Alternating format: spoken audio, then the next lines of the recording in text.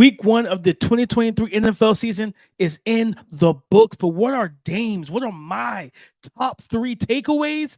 I'm going to tell you next on the Locked On NFL Draft Podcast. You are Locked On NFL Draft, your daily podcast covering the NFL Draft. Part of the Locked On Podcast Network, your team every day.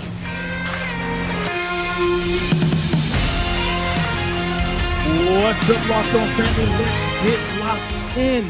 Welcome back to the Locked On NFL Draft Podcast, your daily podcast covering your favorite draft prospects, part of the Locked On Podcast Network, your team every day. I am your boy, Damian Parson, always on the ones and twos. You can find and follow me on Twitter at DP_NFL. I am the host of the Locked On Clemson podcast. So if you're a Clemson fan, go check it out. But guys, listen. Thank y'all for joining me today. Thank y'all for making Locked On NFL Draft your first listen today and every day, Monday through Friday. Just being the family, and thank y'all for being but our everydayers. I'm solo dolo tonight. Just kind of bringing you guys a quick recap and just three quick takeaways. Dame's takeaways. This is going to be a new segment as we get into the actual football season that I'll be recording for early Monday morning, late Sunday nights type of deal. So just want to bring that to you guys. But like I said, we have a fun show talking about my preseason takeaways, my 3 takeaways. We're going to get into it. Is it time to trade Trey Lance? Trey Lance should he not be a San Francisco 49er after the 2023 NFL preseason? Do we have an offensive line problem? Yes, we do. And Malik Cunningham, we're going to kick it off with him. Malik Cunningham, quarterback out of Louisville, electrifies in his first NFL action this past Thursday night and versus the Houston Texans, a guy that, during camp, he was playing wide receiver. He was playing both wide receiver and QB. And I think my impact statement to you guys is this. I always try to give you guys an impact statement, just starting to new trends. My impact statement is this. Malik Cunningham has created or is creating a battle for QB2 for the New England Patriots. And for me, I think I really believe that. Because what he showed is not only could he operate this pro-style offense, right? You saw him working the quick game as a quarterback. So get the ball and distribute it to his weapons. You know what I mean? Guys get open on a quick hitch route, quick button curl. They want to run sticks concepts and get the ball right at the sticks. He's able to do those type of things. But what you really nobody and the crazy thing about it is he's like Mac Jones and Bailey Zappe are very close to being carbon copies in terms of what they bring to the table, right? Timing, pacing, they win with their minds and accuracy and ball placement and their timing and rhythm throwers, where Malik Cunningham is a legitimate athlete at the quarterback position that can do similar things as well. Working the quick game, as I talked about, playing on time, playing within structure. Okay, just the main thing people want is like, man, his size and some people question his arm talent, stuff like that. But he's a legitimate athlete, dual threat type of athlete. Okay, and someone that's really close to Lamar Jackson. I know Malik personally, and I got a lot of love for this young man. So I think he's created a QB a battle for QB2. And my guy Taylor Kies, who covers the Patriots, tweeted out and talked about because they had practice. That he's gotten more extensive practice time and reps at quarterback. So I think Bill Belichick is looking at this thing and understanding the mold may need to change. The mold may need to shift.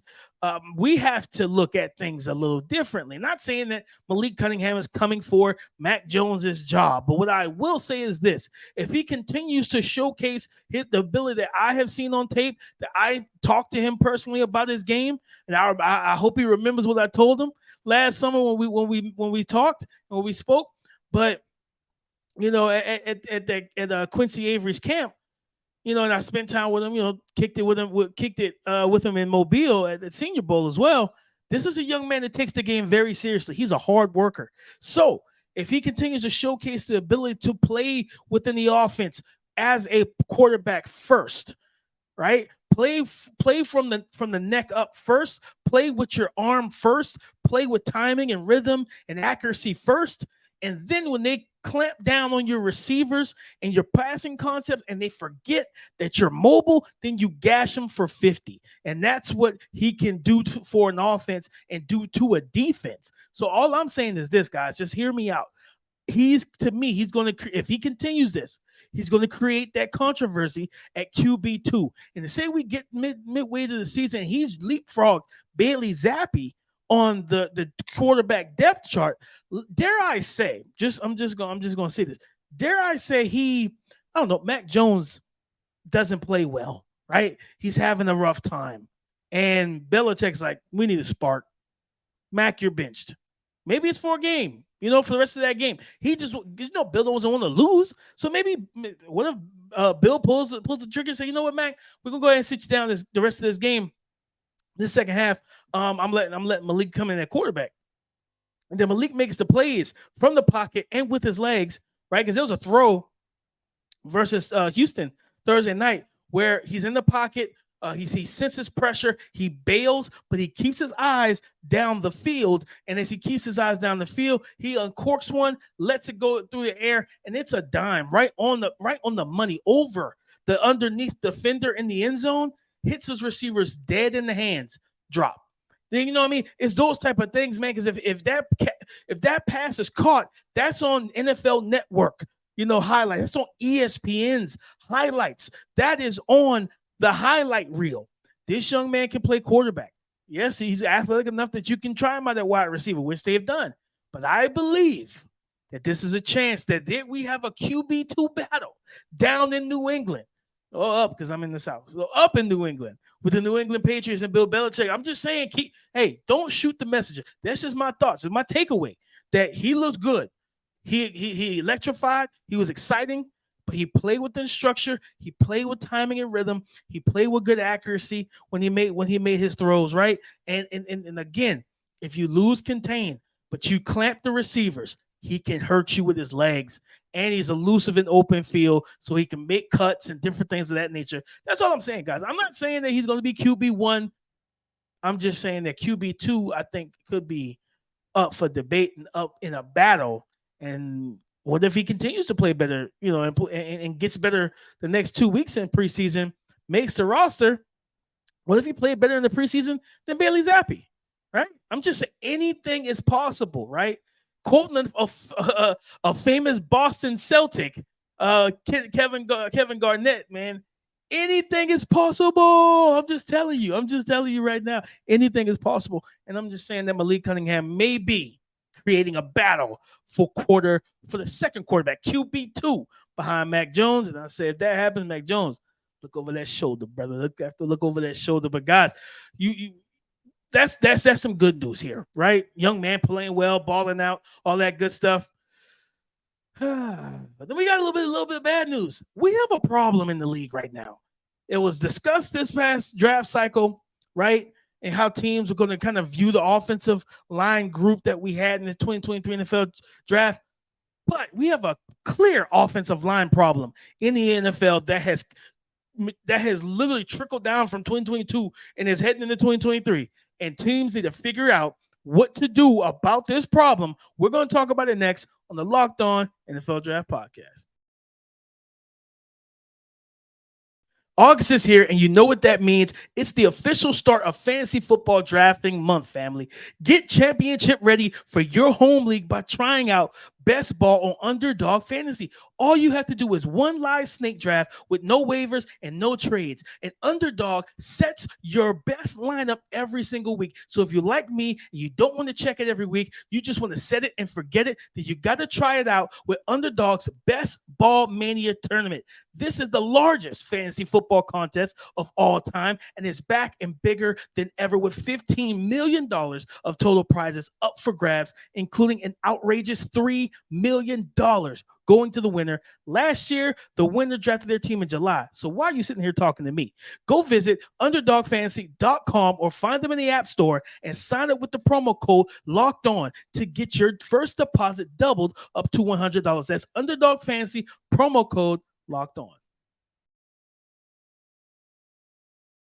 Family, we have a league-wide problem in the NFL, and it's in the trenches with the offensive line.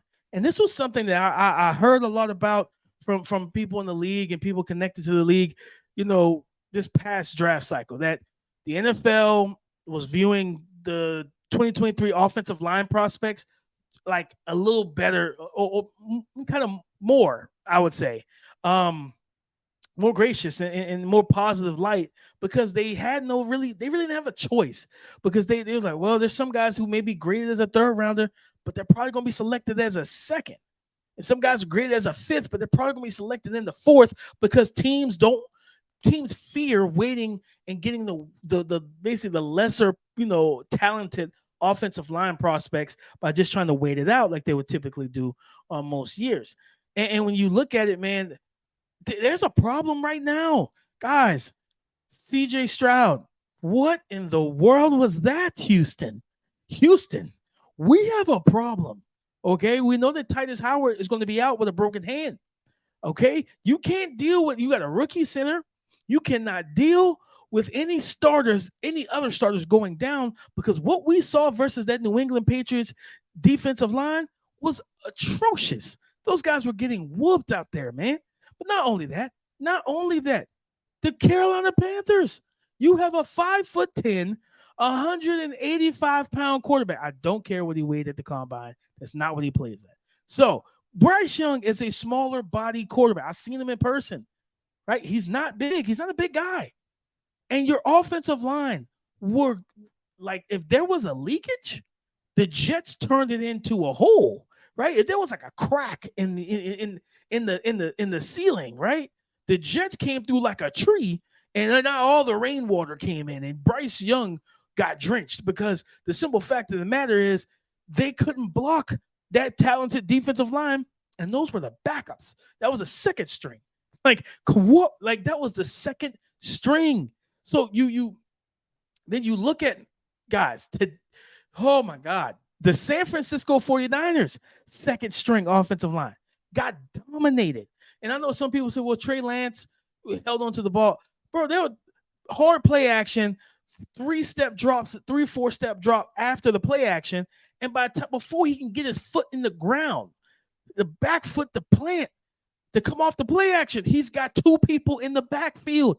This is a problem, guys. And I was talking to one of my guys, shout out to Ray Garvin, and he's like, DP, how do we fix this? How does the league fix this? I'm like, man, a big part of this is just the natural progression from college. You got a lot of guys that are not technically refined.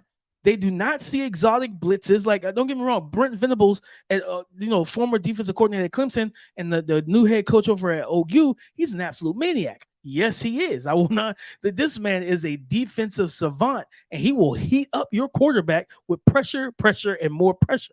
But there are not a lot of guys like that you could just point to and say, listen, man, you're going to see exotic looks. You're going to see all these different things. I always talk about this, guys. I've talked about it on this podcast, but especially on Locked on Clemson, when I'm talking about K. Klubnik. What you want to do defensively is show him a vacation suite. You want to show him the Bahamas pre-snap, okay? You want to show him the Bahamas pre-snap, okay? And then you want to show him Hades post-snap, all right? You want to show him what hell looks like post-snap. And that's what you do to any quarterback. You want to confuse them. When they think it's too high, it's actually cover one robber. And you didn't rotate down until post-snap, right? You took your time as a strong safety rolling down to rob anything in the middle of the field. You took your time to do those things. So that's my thing is this. It's a simple fact of the matter is, guys, that is the offensive line situation. Like I said, you don't have a lot of defensive coordinators that's going to throw a ton of these TE, ET, D, nose tackles, DT stunts, TNT stunts, stuff like that in college. Like you have some, but it's not like wildly seen or known to have to be able to deal with that type of stunt going on. And then you got the nickel. You know what I'm saying? You got a free runner coming off the nickel because they're heating you up. You know what I mean? And different things of that nature. So the offensive line, man, truthfully, you got guys that come in physically undeveloped, mentally and technically undeveloped. And it's like, okay, where do we go from here? And then once you get in the NFL, these coaches, like, they don't have time to teach you the basic fundamentals of playing the position. They want to make sure that you know the blocking scheme. They want to make sure that you know how to do this and do that, know the playbook, know the calls and the checks, the things that really, really are to them that matter the most. But then the thing that actually matters the most is their actual ability. And we're having a situation where it doesn't look like a lot of guys are. I saw a play today. I think it was it? I think it was Trey Lance in the San Francisco. Yes, I think it was San Francisco. Their left guard completely just let a defender through, did not block him, and I'm like, wow, you know what I mean? Right into the face of Trey Lance, and now he's bailing out. He's bailing to his weak side, to his left, trying to then get his shoulder square and get the ball out. And it was a lot. The Tennessee Titans. Oh, I cannot forget the Tennessee Titans game. What was that? You know what I mean? Malik Willis under pressure. Will Levis, those two quarterbacks were under pressure all game long. Yes, at times did they hold the ball too long? Absolutely. Both of them did. Malik got stripped, you know what I mean? Because he held the ball. Okay. And then Will Levis got sacked a good couple times. You know what I mean? I think 2 or 3 times because he was holding on to the ball. So he got sacked. Matter of fact, in the three play span, they ran in the 3-play span.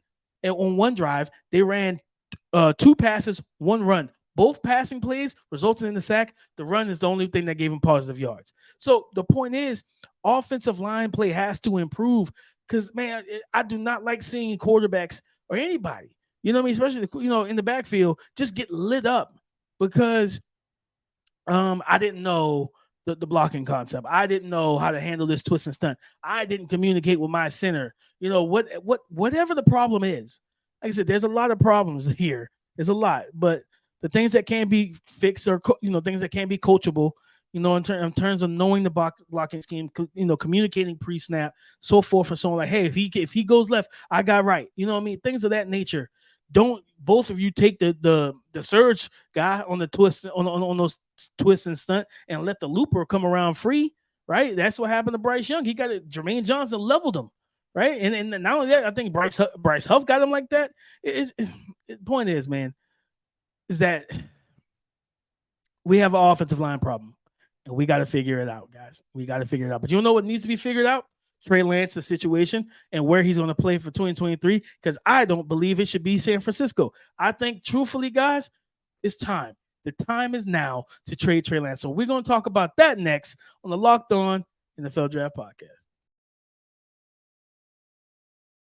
Football season is about to kick off, and FanDuel is giving you the chance to win all season long. Guys, listen to me, because right now, when you bet on your Super Bowl winner, whoever that may be, you can get bonus bets every single time they win in the regular season. Let me tell you that again. If you bet on your Super Bowl winner, you can get bonus bets back every time they win in the regular season. Just pick any team to win the Super Bowl, and every time they get a victory, you get bonus bets back. And you can use those bonus bets on everything, guys, from the spread, the player props, over-unders, and so much more. So visit FanDuel.com/lockedon and start earning bonus bets with America's #1 sportsbook. That is FanDuel.com/lockedon. It's time, ladies and gentlemen. It is time that Trey Lance, the quarterback that Kyle Shanahan and John Lynch traded 3 first-round picks up to get, it's time for them to cut bait, accept their L. All right. My slogan is, I don't lose, I learn. And that's a big thing here. You didn't lose, right? You learned that you are not patient enough in this process. You're not set up as a team to be patient for a quarterback to develop and to learn and get his reps. Because it's very clear in this game today, guys, versus the Raiders, the first couple drives, he was getting lit up. Trey Lance was getting pressured left and right. Kyle Shanahan was not calling run plays. Whoever's calling, they called like one or two run plays in like 3 drives. Everything else was hard play action pass. It didn't make sense. So when they finally came back out and they got into some rhythm, Trey Lance, they got the run game going, like quick jet sweep, then run the ball with Tyrion Davis Price, I believe it was, or Jordan Mason, one of the two.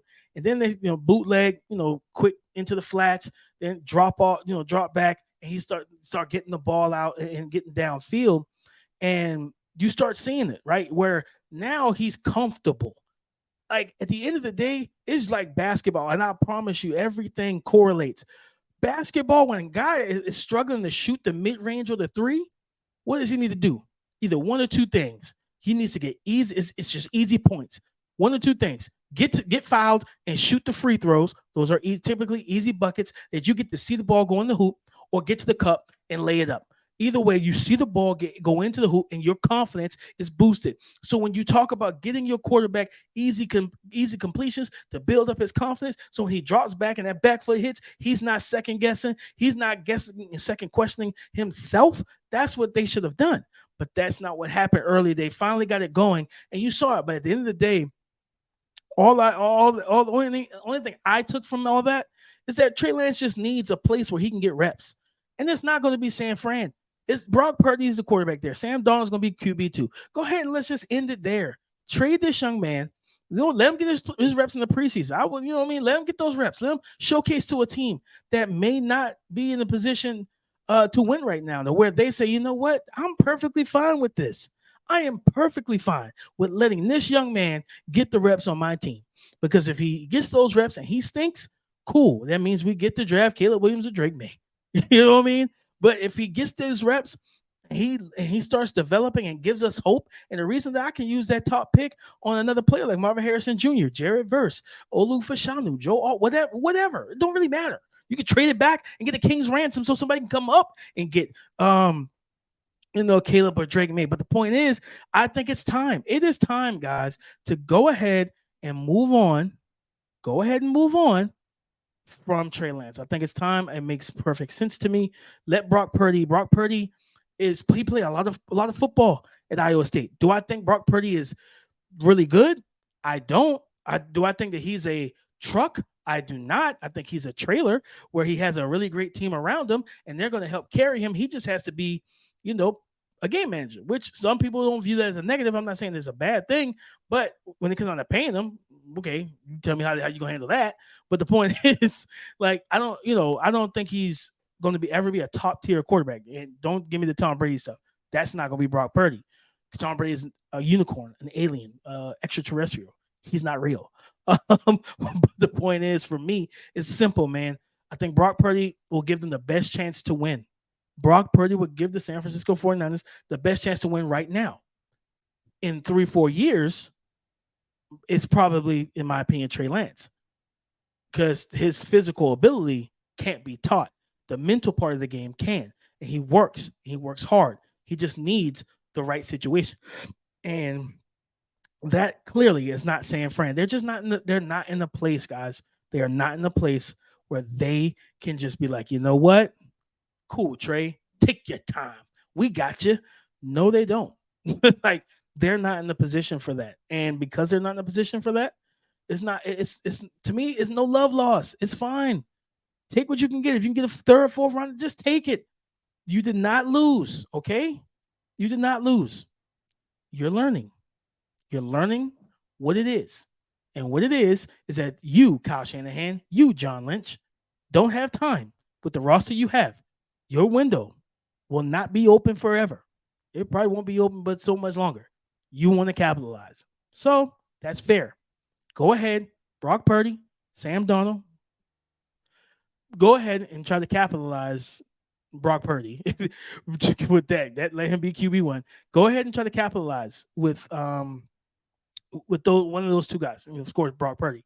And Trey Lance. I think it's time. But guys, man, shout out to y'all for being there every day, man. Thank y'all for making Locked On NFL Draft your first listen today and every single day, man. Go subscribe and follow for free on YouTube or wherever you listen to podcasts. Get the latest episode as soon as it's available on Apple and Spotify. Leave a 5-star review, download, subscribe, hit the automatic downloads on YouTube. Subscribe, like, comment, talk to us because we do talk back, but also hit the bell notification so you're notified anytime we drop content on this channel. Okay, I appreciate everyone that shows us all the love and support.